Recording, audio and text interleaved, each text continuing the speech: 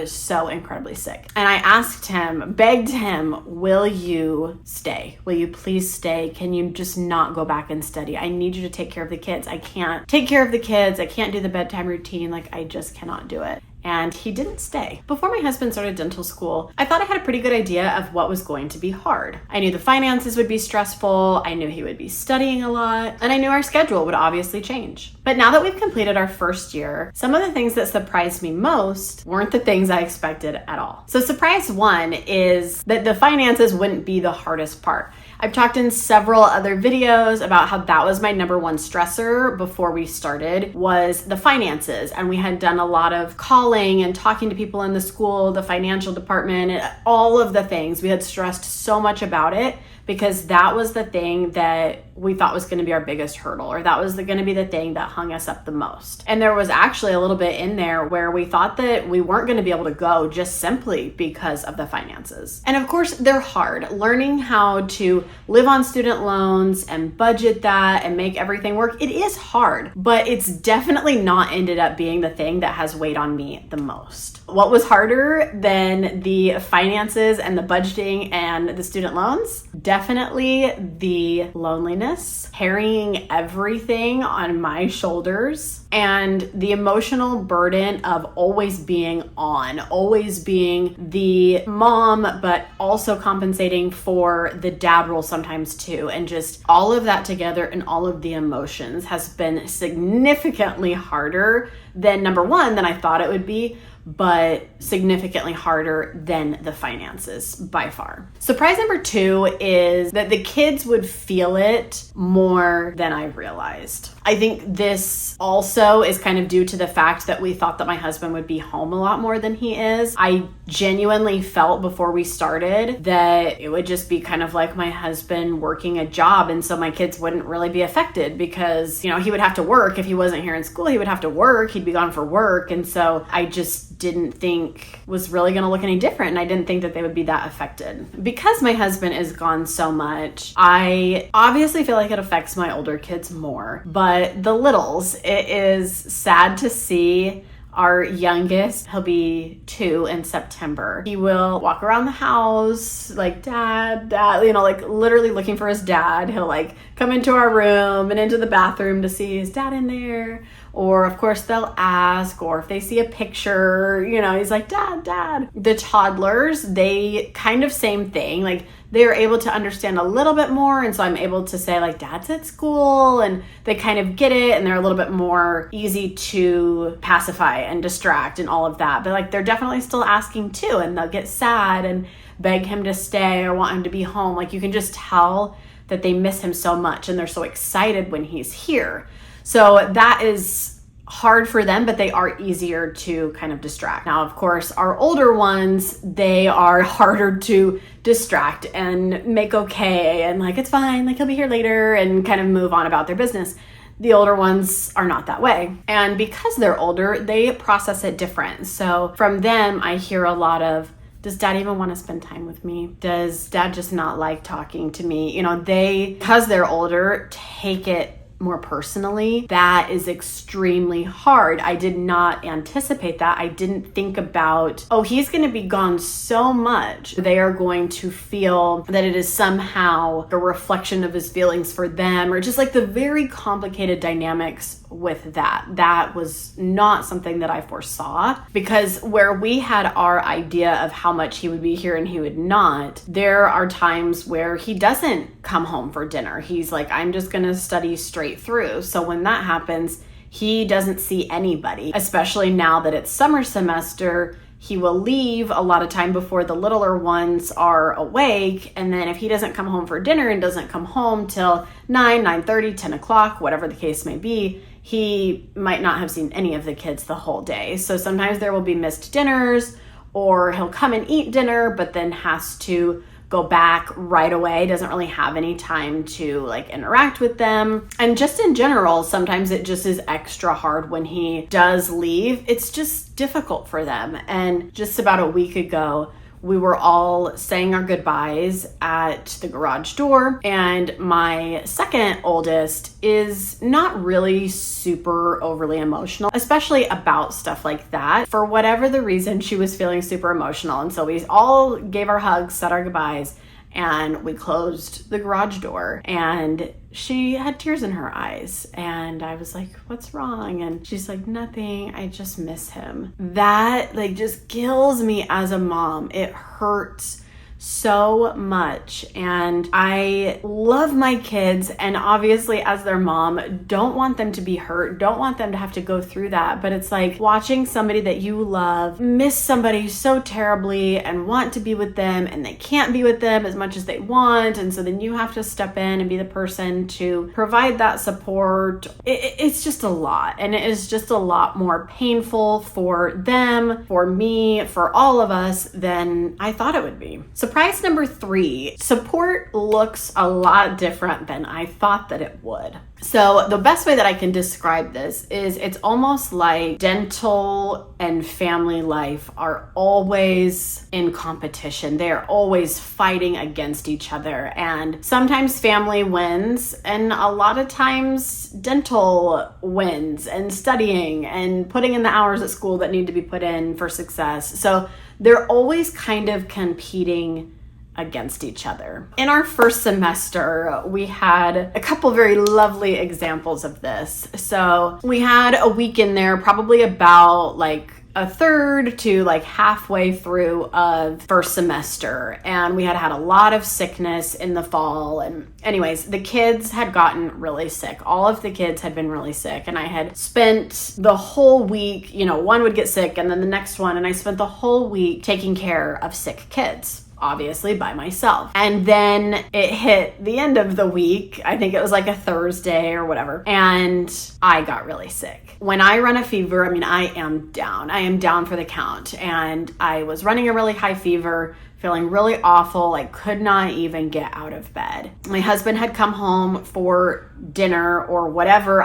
My oldest might have honestly thrown together something for dinner that night. I can't remember. I was so incredibly sick. He came home and had dinner, or maybe he made dinner. And I asked him, begged him, will you stay? Will you please stay? Can you just not go back and study? I need you to take care of the kids. I can't take care of the kids. I can't do the bedtime routine. I just cannot do it. And I don't know if he had a test coming up, or it was just a really, he was very overwhelmed with school, all of that. And he didn't stay. I was so hurt. I was so devastated. And I understand now that he was just stuck between a rock and a hard place. He, in his mind, was like, I absolutely have to do this. It's okay. Our oldest is well enough. She can help with the bedtime routine, or she can put them down. It's okay. He was in what he felt was an impossible situation. And I can understand that now. But at the time I was devastated. And then I don't know if it was a few weeks after, or it might have even been before. The timeline is so fuzzy from first semester. It was just one thing after another. But it was around dinner time. I was cooking dinner. My second oldest was putting dishes away or loading the dishwasher. She was doing something, and she cut her finger on one of our very sharp big knives. And immediately I knew that it was really bad. Figured she needed stitches. I called my sister to have my brother-in-law run over and see, do I need to take her somewhere? What do I need to do? And, of course it's yeah, bring the kids over. You need to go and take her to urgent care or something. They can do stitches for her. I am getting the kids over to my sister's, turning the stove off, getting my daughter in the car, and I call my husband and say, I need you to meet me at urgent care. I need you to drop everything. She needs stitches. Anywho, so he did. That was a time where he knew that, hey, this is not just me being sick. This is not just a little something that we can figure out. I need you to be here for me so that I can be here to best support our child. And so he came, was able to be there for me, for us. And we were there for hours, of course, and my daughter, got stitches, got a special meal out. I think he grabbed her Wendy's or something, and he was able to say, okay, school's gonna have to take a back burner for a second, studying's gonna have to take a back burner, I need to be here for my family. And that meant a lot, obviously. And I know that when it comes down to it, if I absolutely need him and we can't figure out another way, I know that he will be there. But I do know that it is very hard for him. He can't always just say yes. He can't always drop everything for something that I feel like we might need help for. Ultimately, it's the support looks different. It's still there. It's not always quite in the way that I wish that it could be at all times, but it is still there. And he will always put family first. I know now too, and have learned like, okay, when is it a situation where I hate it, but I can figure it out myself, versus no, I need you to be here now and I need you to drop everything. And he understands if I'm saying that at this point, that it's for a good reason. Surprise number 4 is we had to learn a new way to be a team. So I always thought that we have communicated very well in our relationship, but going through the experience of our first year of dental school has forced us to get even better at it, get deeper in our communication, and just ultimately reach a whole new level of working together. Obviously, we have to coordinate schedules, parent our children, take care of our finances, emotionally support each other. So we have to do all of those things, but it's not, as far as our roles and what we're doing, it's not really 50-50. It's very much he's 100% giving his all to school and I'm 100% giving my all to the kids and home and all of that. We are both having to constantly give it our all, just in different areas. So because it is so 100% school for him and 100% home for me, when he can give me the extra, he will, because he does recognize this is like 100% all on you all the time and how hard that is. So he will do bath time for the kids so that I don't have to worry about that and I can have kind of like a little bit of me time alone, away from anybody for a few minutes. And he does more of the cooking on the weekends. When he has a break, he also steps up a lot more then. So like in between spring and summer semester, he did a lot more of the bedtime routine by himself. And actually it kind of just like dwindled. I did a couple and then he just did the rest of them because I was like, actually, this seems like a you job for a little bit. I need a break. So he will step in and step up when he has those opportunities to do so, because a lot of it just is all on me. I as well will look for little moments to support him, whether that's like, oh, he hasn't washed his scrubs. I've talked about that before, trying to wash his scrubs or do little things to try to support him. But ultimately, what I'm doing every day, all day, is supporting him. I'm watching his children, taking care of his children so that he can pursue his dream and so that he can create this amazing life for us and work towards a goal for all of us. But I'm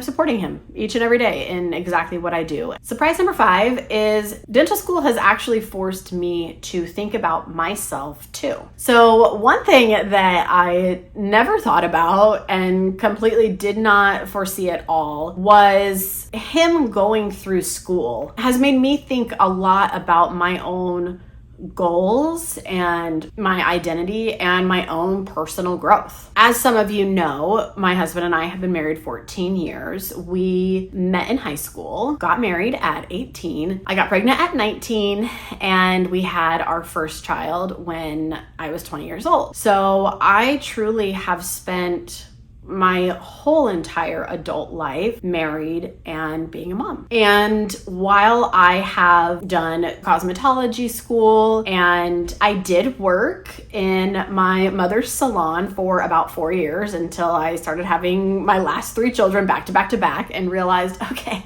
I need to stop this. I need to go back to being a stay-at-home mom. But aside from that 4 years, I have spent the whole rest of the time being a stay-at-home mom, supporting my family in that way. And my husband has spent his whole life working and going to school and supporting us in that way. And so he has always kind of been working towards, ultimately being a doctor. For me now, it's kind of like, what do I want? What are my goals and dreams and passions? And of course I have them. For example, I've always wanted us to live on land and have like a garden and a greenhouse and chickens and maybe a mini cow, or, I have always dreamed and envisioned that for my life. But I think being here has really forced me to, is that really what you want to do? It really has just, I think, been school, but also, I've been a mother for 12 years, and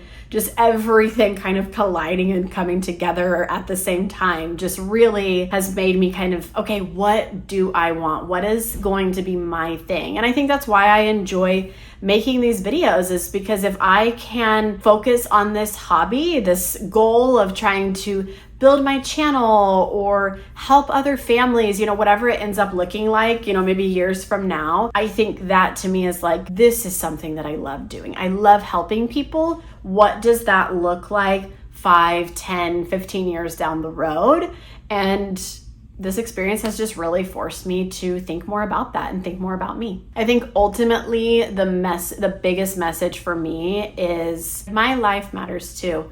My dreams, goals, and passions matter too. And I've obviously always known that, but I think in motherhood and in supporting our spouse and our family through, years and years of school and raising littles, you do kind of forget that a little bit, or you do very much put yourself on the back burner. Now that we've done this a year, I really just am like, I can see myself starting to kind of come to the forefront and be like, I'm here too, and it's almost my time.